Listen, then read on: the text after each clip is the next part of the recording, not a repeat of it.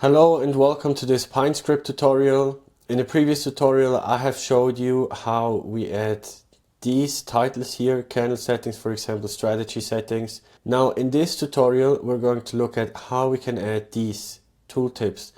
This is very important if you want to publish something on Tradingview. It's not a requirement, but if you publish something it makes it much easier for the user to understand, or even for yourself later down the line, what this specific setting means or what it does. So let me show you how to do this. In this example I'm using one of my strategies. It's very profitable, and this strategy, including the full source code, is part of the RoboQuant Academy, where we teach people how to create strategies and trading bots without learning how to code. So if you want to have access to this, just join with the link down in the description. All our members get this, including this here, this performance table. In a later video I'm going to show you how to create this. If you want to do it yourself, stay here on this video and I'm going to show you how. So now I just take the strategy from the previous video. Here is the code, and all we have to edit is basically this section here. So what we did is in the last video we added this, very simple, the groups here. Now we want to add a tooltip. I'm just going to make some examples here. After group and the hyphens we just add a comma, tooltip, and you see it already shows up. We click it and then here you see the formatting, like when it comes here something is explained, but it's always explained in a very complicated way. So now we just copy the text here because it has to be formatted as a text.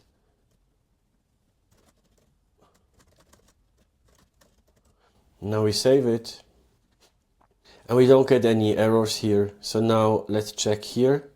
And you see we have added this. This tooltip is just to show how to add tooltips. That's just an example. Let me do the other ones too.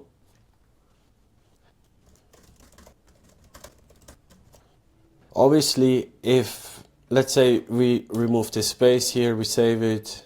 Oh, it actually worked. Maybe it's a new version. Let me remove the space here, because sometimes if you have one space deleted or a comma, let's say you have a comma here, it will not work anymore. Boom. So everything has to work. And obviously the explanation here just is very complicated to understand.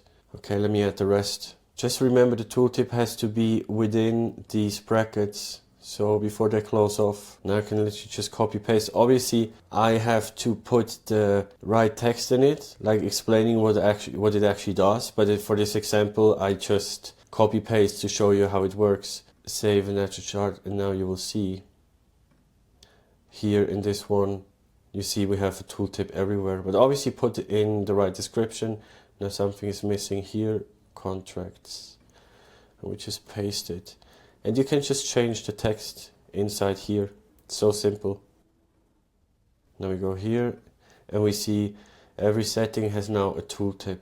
So easy to do. Thanks for watching this video. In the next one, we're going to have a look at how to make this table here. That's much more complex. It takes much longer and more complicated, but I'm going to show you this in a video. Thanks for watching. See you in the next one.